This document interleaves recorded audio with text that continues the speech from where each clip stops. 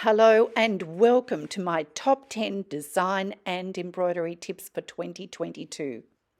My name's Kathy Jack Copeland and I'm an Australian textile artist, teacher, judge, blogger and overall stitch enthusiast.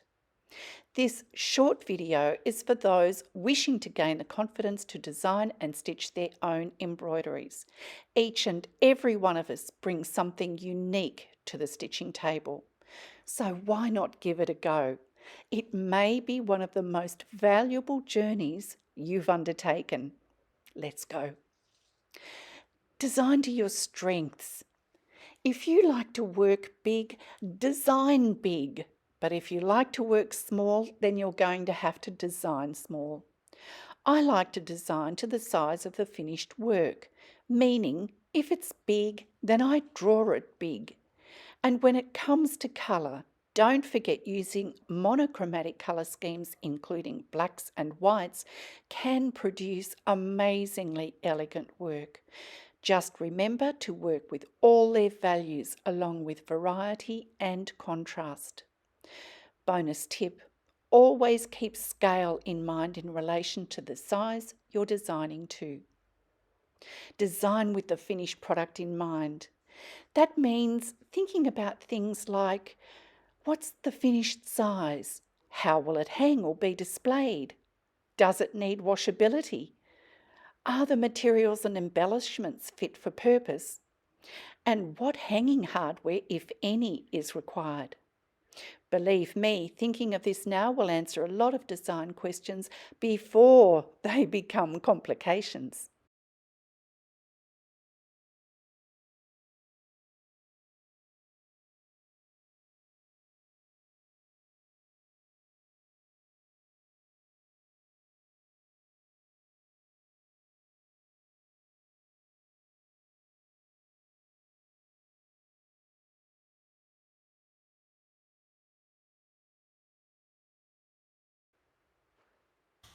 And if that also means topping up your supplies of threads, notions and books, then do what I did and visit the Embroiderers Guild of New South Wales at Concord West or your nearest supplier.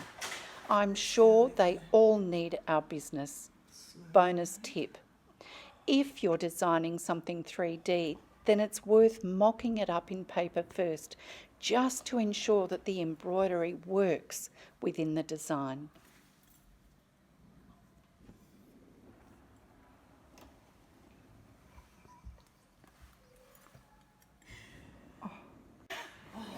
That's a really nice colour draw, so Yeah, the next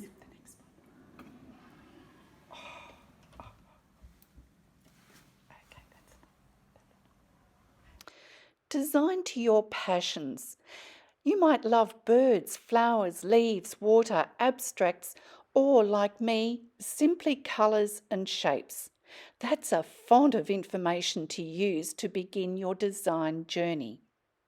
Don't forget, you can design about things like feelings and moods, or things you believe strongly about too. My latest work, Coral, is about warming water temperatures and worldwide coral bleaching events, and I can see more and more pieces evolving. Include text in your work to really get your messages across. Words are very powerful. Bonus tip. Make a list of your top 10 passions, focusing on things you really love or feel very strongly about. Now reduce them to your top 3 passions. There are your 3 themes for research and work for the next 3 years. It's also a good idea to always have your iPhone with you for photo ops. It might be just a colour or shape or even a setting that really appeals. Just capture it in a photo and don't forget to use the macro application on your phone. You can get some very interesting ideas from being really up close. There are numerous ways to design, but if you're at all unsure, why not use this very simple yet highly visual approach? Mark up a piece of paper into columns marked theme or title, design style, research, colours, fabrics, threads and embellishments, and finally size and display requirements. For instance, if I had the theme or title of summer, I'd write that in the first column. I'd think about the design style and mood I'd like to go for: realistic, abstract, simple text, moody or light-hearted, that sort of thing. Then under research, I'd note down all the places I'd look to research summer.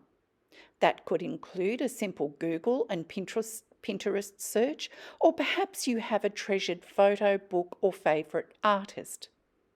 You'll probably find new inspiration through your research. Note them all down so you can go down each and every rabbit hole. You may well end up with inspiration for more than one design. Next is colour. Summer could always equate to a variety of sunny yellows, oranges, pinks, and reds, or beautiful blues and cooling greens, even dark, moody purples, or a combination of them all. Start cutting out swatches of colours from magazines and glue them down under colour, or just use colour markers or paints. Under fabric, simply go to your stash and look through what you have that would suit. Again, take swatches and glue them down.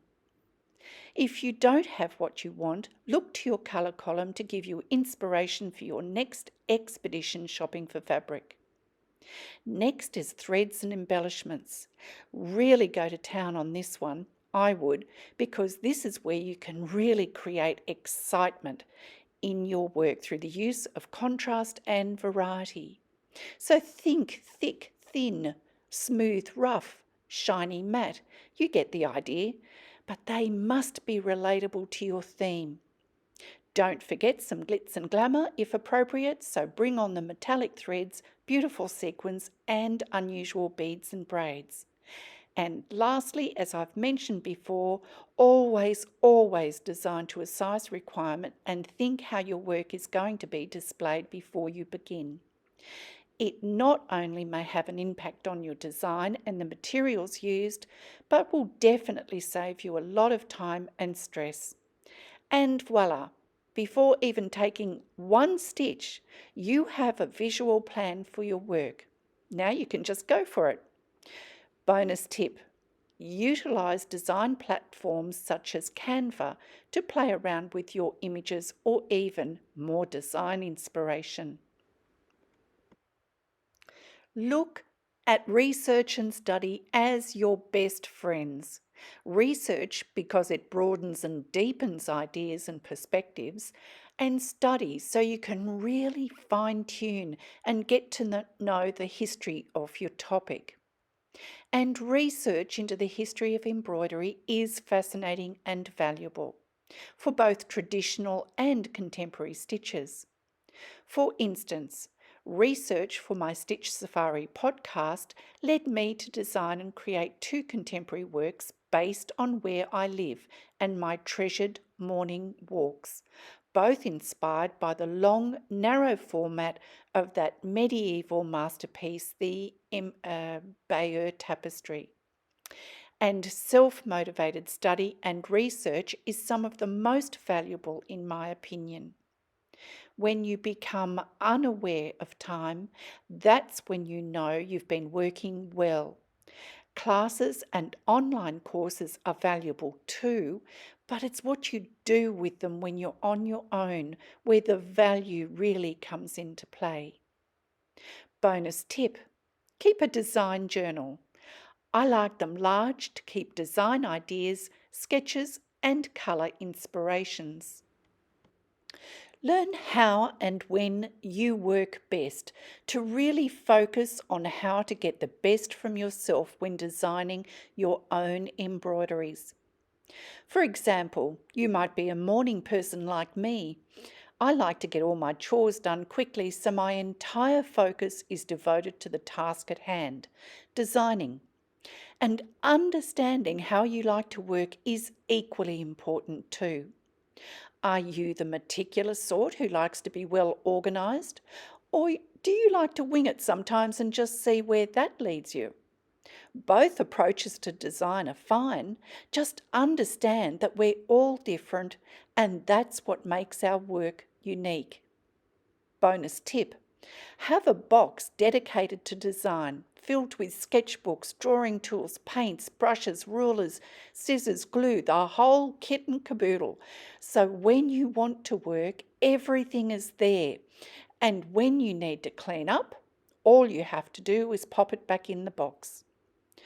Also include some unusual mark making items in your box, such as bark, twigs, shells, simple things that you can collect on a daily walk. You can create wonderful marks on fabric using these natural tools, and they can make a great backing to stitch into. Learn to really relax and play with this type of design work. Be fearless and believe in yourself. And here I'd suggest that you learn to critique your own work, as everyone will have a different opinion anyway.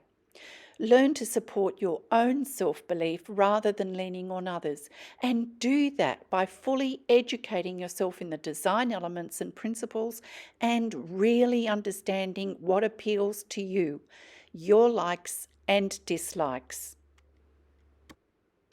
And when it comes to stitch for your designs, if you're unsure, begin with a sampler. They've been around for centuries and they work. I've created 2 for my latest work, Coral. Both helped me gain confidence to produce this highly unusual hand embroidered work. I consider myself a machine embroiderer, but when approached to create a hand embroidered work for exhibition, I accepted, and it's been fascinating.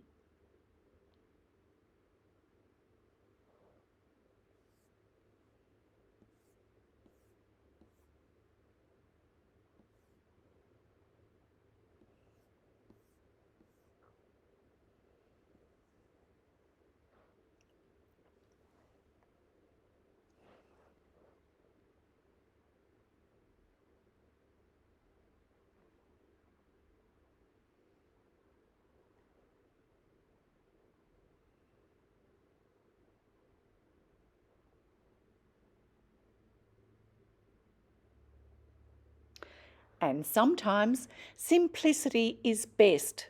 Simple stitches worked well and repeated often can be very pleasing to the eye. Coral uses very simple stitches, but they're everywhere.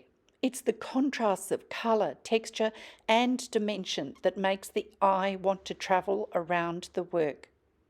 Bonus tip: when using simplicity, remember to also incorporate variety and contrast, such as large, small, few, many, shiny and matte, as well as different values.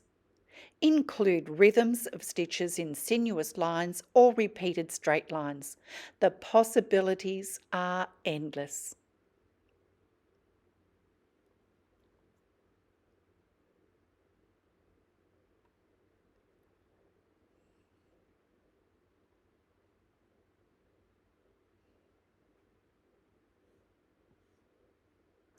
Take your time and just enjoy every moment. Work with topics and colours that inspire you, not what your next door neighbour or best friend like. It has to be what makes you happy and uplifted. It takes a great deal of time and focus to create designs and then to embroider them, but it's also one of the most rewarding experiences to see that work finished. A culmination of your ideas, your research, and all your hard work. And my final bonus tip is to work every day, even if it's only for a short time. Little bits add up over the course of time, but more importantly, it sets a routine, one of the most valuable assets a designer and embroiderer can have. It's not rocket science, it's just called passion. Good luck.